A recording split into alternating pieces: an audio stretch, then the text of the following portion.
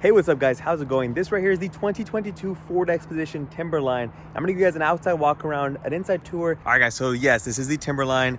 And because this thing is based on the Ford F-150, chassis wise, of course, as well as the engine it shares with the Raptor, that's detuned, which we'll talk about a little more later.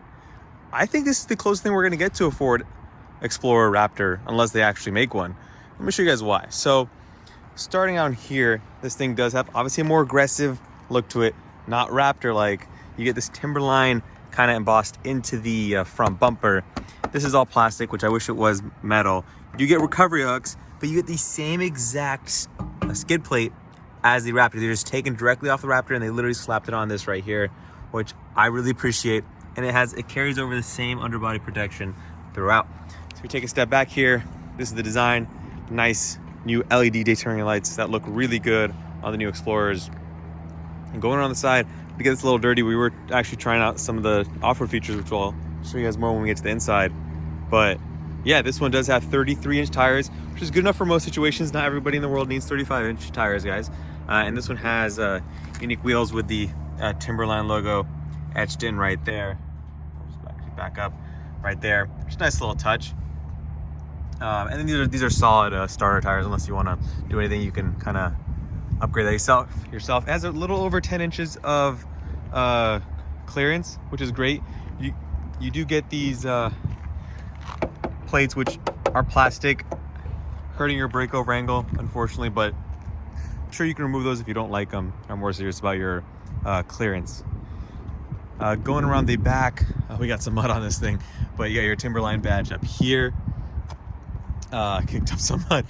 And yeah, going around the back, new LED taillights for this generation Expedition. And then the Expedition lettering has a nice orange back, coloring in the back, which I think is a nice touch. And then if you have a pull tab here. This isn't a button, but you press the button right down here, lets you lift this thing up. You have access into the trunk compartment, your Timberline badge down here. And if I open tailgate, opens up pretty quick, which I like. Pops out and then opens up smoothly. And you get up to at least 104.6 cubic feet of storage space with all the seats flat. These are all your buttons to control your second row. You have left and right. And if you press one button, it'll drop down both of them. And then third row, left and right, you press the button. And in this case, it'll bring them both up. You get hooks right here, which is nice on both left and right sides. You do have a little storage compartment here, and then your jack, as well as for your fuel if you do need to fill up. It's nice and stored right there. Fold that down.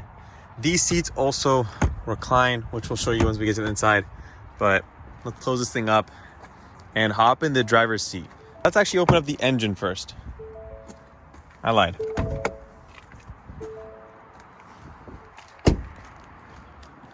So I did say it's basically a Raptor SUV. That's because it shares the same engine. 3.5 liter twin turbo V6, making 440 horsepower, which is a little less than the actual Raptor.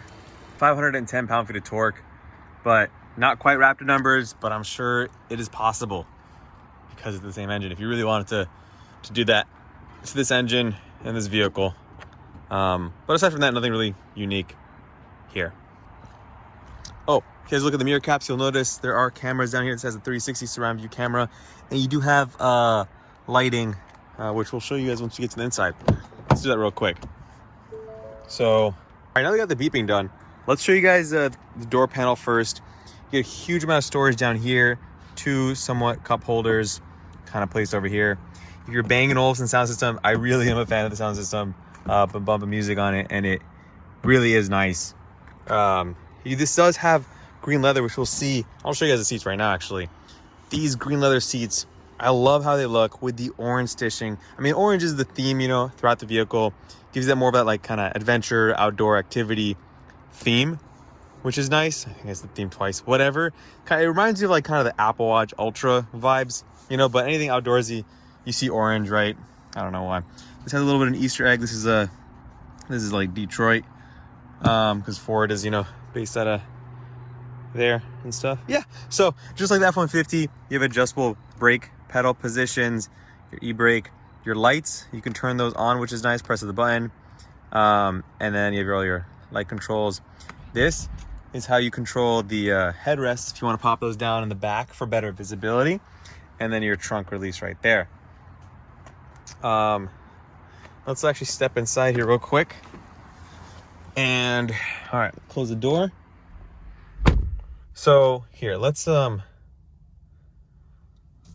So the first thing you're gonna notice is the massive 15-inch screen, which is pretty much straight off of the Mustang Mach-E. And I'm really glad they introduced it into this vehicle here because it's a really good system.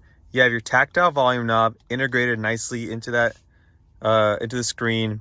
It does touch right here underneath this. You can turn it on and off. And I like the way, I mean, if you guys don't know, the way this thing works is it's basically adhered onto the panel. And these are basically acting as fingers scrolling around a wheel. But radio, navigation, Apple CarPlay, Android Auto, and then the sketch feature.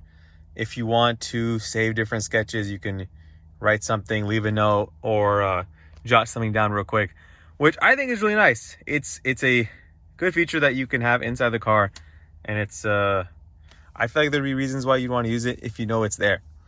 And then here are your AC controls, heated seats, heated steering wheel. And then let's say we turn this car on. Let's do that real quick. If you go into reverse, pops up your 360 surround view. So you can zoom into different sections, which is nice. And then you can do forward or back. And then you have your rear view. And I'm actually not mad at the resolution. I think it's fine. It doesn't maximize the screen real estate. So if they up the resolution, you could probably take more advantage of that. See what happens when we press this plus button. Okay, so that's additional views right there for backing up a trailer. And then if you press this right here, you have all your different options. So that's nice. Let's go back into park here. Again, I've been mostly using this with Apple CarPlay and the integration is just fine. You can tap this right here and it'll give you some additional features.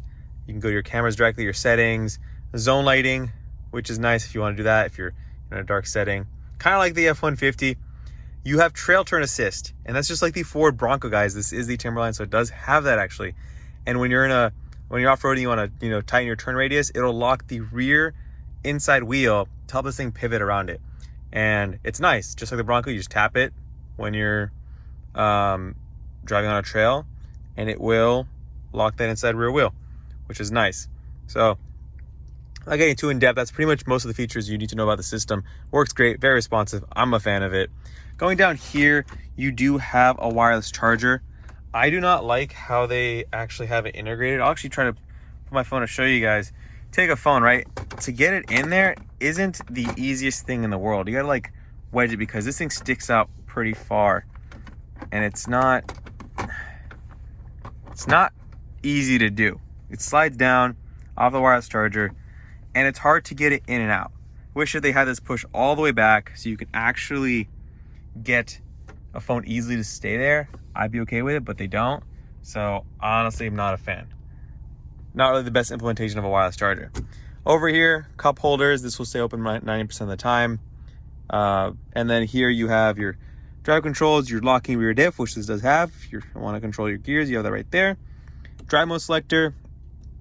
And then your transfer case controls, parking sensors on or off, and then your trail control, which is basically like cruise control when you're on trails going uphill or downhill. It'll take care of a lot of that for you.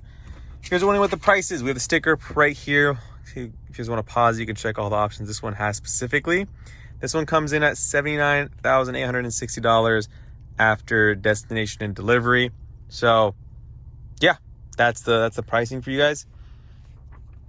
You get a wall outlet here. That orange theme extends throughout. Storage up top, which is nice. And then a glove box, of course. So, a huge center console, as you'd expect from something that's based off of basically an F-150 SUV. A little tray right here with your coins, if you're still using coins. Pen holders, let's close that. Sun visors, sunglasses holder. Huge panoramic sunroof. Massive, I love it. Huge fan of it. And then you got your controls here. If you want to tilt it up, you pop that button right there. And then your shade controls are right here. So let's hop in the back seat though. Actually, hold up real quick. few other things. Trailer control, pro trailer control, and then your trailer brakes right here. So I know GM puts their trailer brakes, been putting it down here, which is more ergonomic. Here you gotta kind of reach for it. Here I feel like would be a nice place to implement a trailer brake. If whoever wants to reconsider that, I think kind of, you know, look at your competitors and see what they're doing. All right. And then there are 2 cup holders, but let's show you that more when we get to the back seats. So, all right, so this is not based on the XL body. This is based on the standard wheelbase Ford Expedition. And then the seats fold up. They are also heated seats. Have the same leather treatment in the back, which is nice. Your cup holders here, AC controls. You have their heated seats controls right there. USB-A, USB-C, and then a home style power outlet. Tons of room in the front here. And we get to the 3rd row, you'll see there's USB ports, and then your recline controls are right there. Let me actually switch camera. You have your controls right there, USB cup holders, and they get their own AC vents, and then their own lights, which is actually a nice touch. But let me show you guys operating these seats, how to fold them up, how to fold them down. I'll try my best with one hand, because I think it's actually pretty easy to do. So one-handed here. If I want to fold it flat, you just lift this up. It's mechanical, it's not power operated like the 3rd row, so if these do get pushed down from the button in the rear, they'll just fold flat, they will not come back up. Just keep that in mind. I mean, most cars, even the Tahoe and Suburbans like that. And then I haven't found a way, maybe I just don't know because I'm, okay. Yeah, no, it's not doing it. Okay, so the other thing I was gonna show you guys is this right here. So, seat's already up. Let's say you have a car seat in here, you don't wanna fold it down. You just pull this tab right here, pull that. The whole seat leans forward and tilts. I've seen this on the Jeep Grand Cherokee. Gives you a very nice opening to the 3rd row, where you actually get a lot of room. And let's hop in, show how easy it is. And they didn't skimp on the back seats here, guys. They give you same treatment as the front. They're not heated seats, but look at the stitching, look at the perforation. It's they did a good job with it. I'm really happy with it. And the fact that these are reclining, this is an added, you know, an added layer of detail, depending if you want to give more storage space or make the people in the front or in this 3rd row suffer just a little bit, you know? And then just to give you an idea of the opening here, that's what you're looking at. All the space tilts forward. It'll tilt forward less if you have a car seat in there, but nonetheless, enough room. Got a little floor in there you can step on when you're getting in and out. And yeah. Let me hop outside here. Oh. I just gotta put this thing back. Very easy to operate. Just did it with one hand, guys, while showing you guys on camera. So, but yeah, guys, that's pretty much gonna wrap it up for the video. If you guys have any questions, drop them in the comment section. I'll try my best to answer them for you. Overall, I had a really good time with this vehicle driving in the city. Didn't do any serious off-roading because this is not really designed for serious off-roading. It's designed for more just going on a casual trail. It'll do it. If you want to tow something there, it'll do that too. If I'm not mistaken, I believe the tow rating is like 9,300 pounds, something along those lines. Yeah, guys, thank you guys for watching this video, and I'll see you guys in the next one. Peace.